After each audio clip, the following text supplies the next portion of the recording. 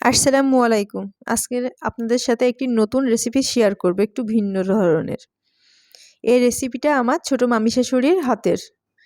আমরা ওনাদের বাসায় গিয়েছিলাম বেড়াতে। এটা আমাদেরকে করে খাওয়ালো এবং ফার্স্ট টাইম খেলাম, দারুণ মজা। এটা কাঠের চুলায় রান্না করা। এটা মনে করলাম আপনাদের সাথে একটু শেয়ার করি। এখানে একটা কড়াইয়ে প্রথমে সামান্য পরিমাণে তেল নিয়ে নেব। এটা অবশ্যই মাটির চুলায় রান্না করা হচ্ছে।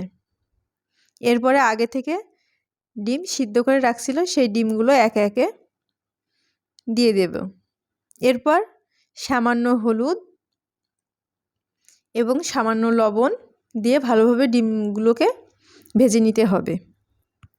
ভালোভাবে লাল লাল করে ভেজে নিতে হবে, ডিম যেন সাদা না থাকে। ঠিক দেখুন কিভাবে ভাজা হচ্ছে। এটা প্রথম খেয়ে আমার দারুণ লাগলো। এর আগে আমি কখনো খাইনি, একটু হলেও একটু ভিন্ন আছে। এরপর ডিম ভাজা হয়ে গেলে একটা কড়াইয়ে সামান্য পরিমাণ সয়াবিন তেল দিয়ে এর ভিতরে দিয়ে দিতে হবে জিরা ফোড়ন। তার ভিতরে দিতে হবে পেঁয়াজ কুচি, এখানে প্রায় 1 বাটির মতো। এই পেঁয়াজের জন্য এই ডিম ভুনাটা খেতে দারুণ মজা লাগে।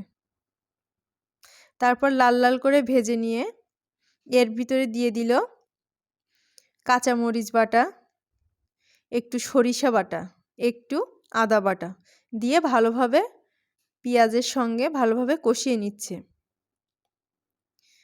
বারবার নাড়তে হবে যাতে পুড়ে না যায়, সেজন্য একটু সামান্য পরিমাণ পানিও দিতে হবে।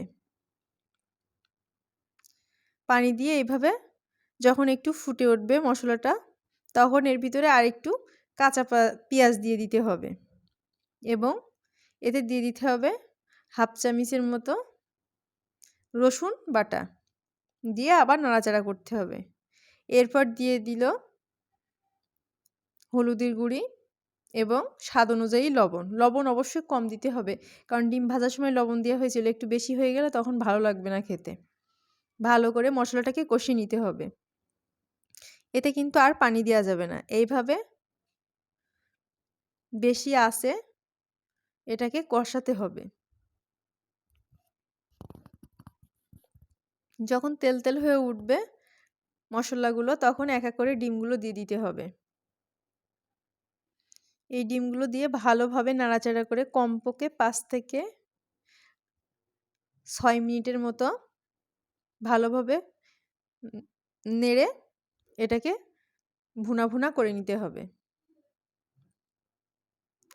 এটা গরম ভাতের সাথে খেতে দারুণ মজা। আমি ফার্স্ট টাইম খাইছিলাম, আমার খেতে খুব ভালো লাগছিল।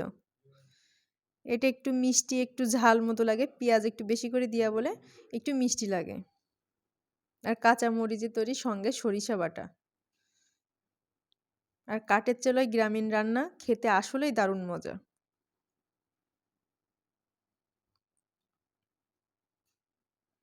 এইভাবে ভালোভাবে খুব না কম সময়ের ভিতরে হয়ে গেল ডিম ভুনা। এটা বাসায় একবার হলেও ট্রাই করে দেখবেন, দেখবেন খেতে দারুণ মজা। একবার খেলে বারবার তৈরি করতে ইচ্ছে করবে। আগে কখনো আমি ডিম ভুনার সঙ্গে সরিষা বাটা খাইনি, কিন্তু কাঁচামরিচ এবং সরিষা বাটা দেওয়ার ফলে এর ফ্লেভারটা এবং খেতে দারুণ হয়েছে। ঠিক এরকম গামাখা গামাখা করে নামিয়ে নিতে হবে। হয়ে গেল আমাদের ডিম ভুনার রেসিপি। সবাই ভালো থাকবেন।